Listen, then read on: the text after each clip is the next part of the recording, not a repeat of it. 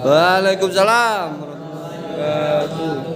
Pertama-tama kami mengucapkan terima kasih kepada Bu dosen Hikmat Supriya yang telah memberikan izin kepada kami untuk melakukan presentasi di depan teman-teman. Dan juga kami berterima kasih kepada teman-teman telah hadir pada mata kuliah hari ini. Lanjut ke inti pembahasan, yang dimana kami akan membahas tentang elektrokimia. Di mana di PPT kami ini kami akan bahas tentang pokok pembahasan seperti pengertian elektrokimia serta jenisnya, dan juga kami akan bahas tentang elektroda, yang mana elektroda ini anoda dan katoda. Dengan saya sendiri Aan Chandra Agis dengan NIM 2210641029. Saya Zidani Ali Syarif dengan NIM 2210641041. Saya Muhammad Firozak dengan NIM 2210641001. Ya. Pengertian elektrokimia. Elektrokimia merupakan ilmu yang mempelajari hubungan antara perubahan reaksi kimia dengan kerja listrik. Biasanya menggunakan set elektrokimia yang menerapkan prinsip reaksi redoks dalam aplikasinya. Pasti kalian bertanya atau ingin mengetahui apa sih itu reaksi redoks?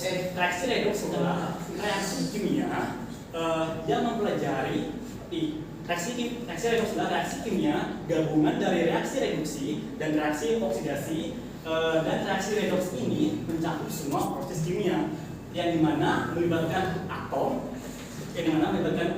perubahan keadaan, bilangan, oksidasi atau biloks.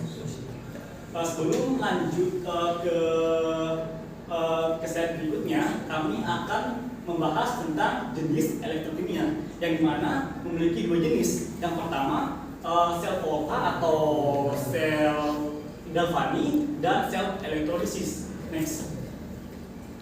Jenis sel elektrokimia, sel galvani atau sel volta.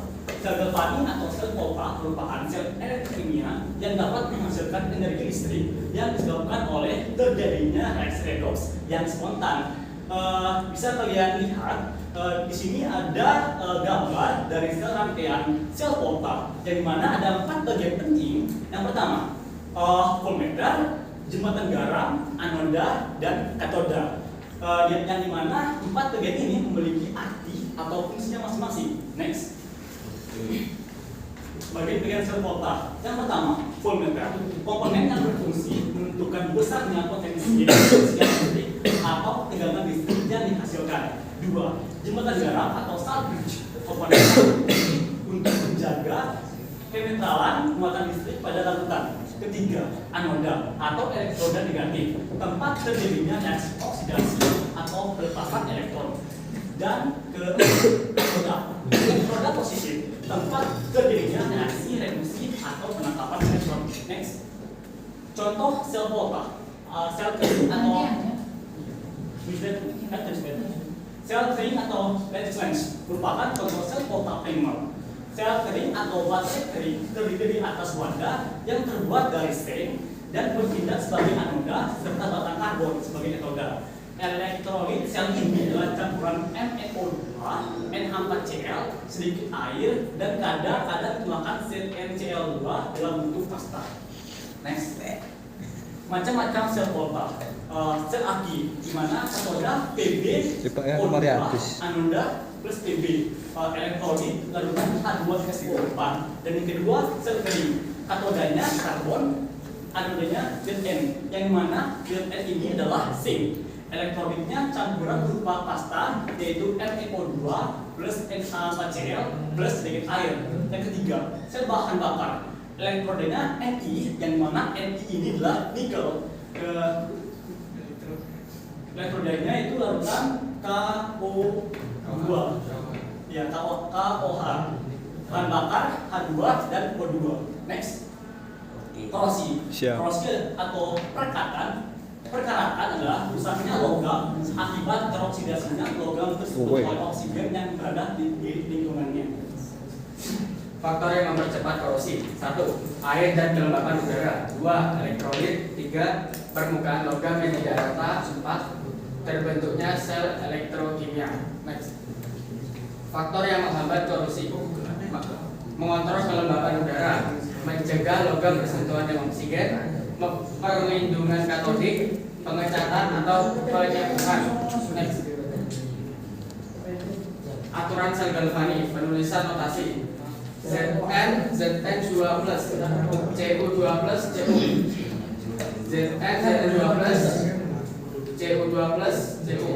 Garis tunggal menyatakan perbedaan fasa. Garis ganda menyatakan perbedaan elektroda. Garis putus-putus menyatakan adanya jembatan garam pada sel elektrokimia. Jembatan garam diperlukan bila larutan pada anoda dan katoda dapat saling bereaksi. Cinta ko ini. Cinta ko ini. Teret voltage. CPP cinta ko ini. Hah? Li, K, Ba, Ca, Na, Fg, Kan N, mari bukan dicubungin. Zn, Cr, Fe, Cg, Co, Ni, Sn, Pb, H, Cu, Ag, Hg, Pt, Au. Semakin ke kiri logam maka mudah melepaskan elektron dan semakin mudah mengalami oksidasi.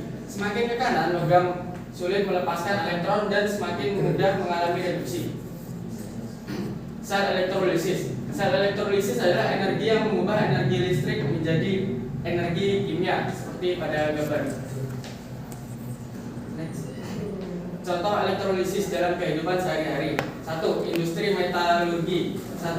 Proses hal. Proses untuk mendapatkan logam aluminium dari biji bauksit Al2O3 yang dilarutkan dalam kriolit Na3A LF6.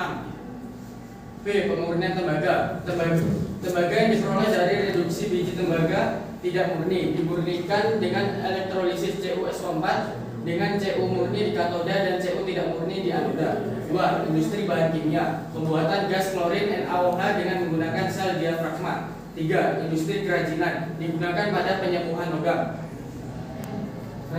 Reaksi sel elektrolisis. Reaksi pada katoda.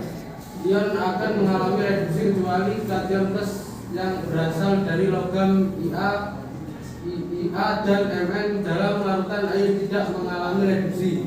Yang mengalami reduksi adalah H2O. Reaksinya 2H2O plus 2E H2 plus 2OH. Ion logam Ia, Ai dan Mn terbentuknya lelehan atau leburan akan mengalami reduksi. Reaksi pada anoda. Ion negatif akan mengalami oksidasi jika elektrodanya nonaktif Pt pada C, Pt dan C. Ion negatif yang mengandung O, SO4, 2-, MnO4, NO3 dan lain-lain tidak mengalami oksidasi. Yang mengalami oksidasi adalah H2O. Reaksi 2H2O 4H+, O2, 4E.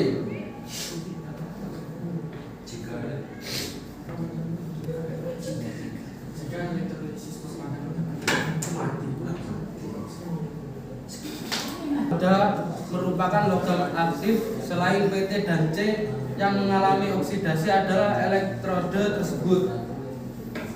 Elektroda dalam sel elektrokimia dapat disebut sebagai anoda atau katoda. Anoda merupakan elektroda di mana elektron datang dari sel elektrokimia sehingga oksidasi terjadi.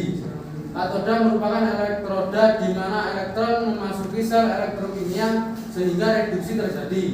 Setiap elektroda dapat menjadi sebuah anoda atau katoda tergantung dari tegangan listrik yang diberikan ke sel elektrokimia. Jenis elektroda. A. Elektroda inert. Elektroda yang tidak ingin beraksi dalam reaksi kimia yang terjadi. Contoh elektroda inert: platina, karbon, emas. B. Elektroda reaktif. Elektroda yang ikut bereaksi hanya pada anoda dan mengalami reaksi oksidasi. Contoh elektroda reaktif: seng, tembaga, perak. Potensial elektroda. Potensial elektroda merupakan ukuran terhadap besarnya kecenderungan suatu unsur untuk melepaskan atau mempertahankan elektron. Potensial elektroda tergantung pada 1. Jenis elektroda, 2. Suhu, 3. Konsentrasi ionnya. Menghitung potensial elektroda sel.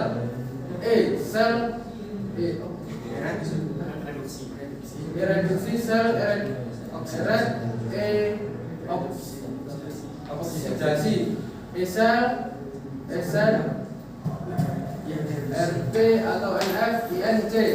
Sel sama dengan sel O 0,059 N log C. Ada T 25 derajat C.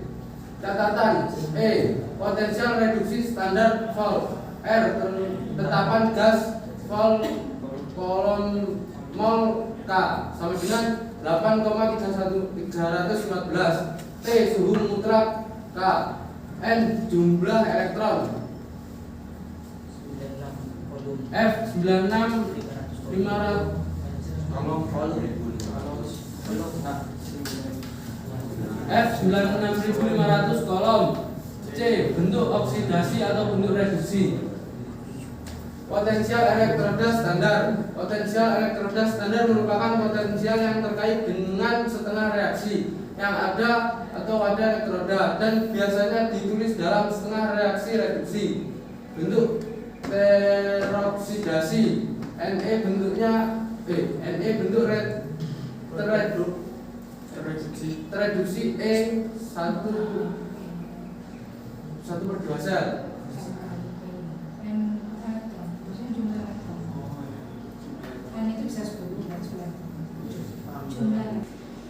E sel sama dengan E katoda min E anoda. Elektroda hidrogen standar. Ilmuwan telah menyepakati untuk memilih setengah reaksi rujukan dengan nilai 0 untuk reaksi 2H plus Aqi, 1M plus 2E H2G, 1 ATM EO rujukan sama dengan 0 H2G, 1M ATM 2H plus Aqi Pin, 1M plus 2E EO rujukan 0. Dengan nilai rujukan ini kita bisa menyusun sel volta yang menggunakan elektroda hidrogen standar sebagai salah satu elektrodanya dan mengukur potensial sel dengan alat ukur. Kemudian kita dapat menentukan potensial elektroda standar banyak zat secara luas.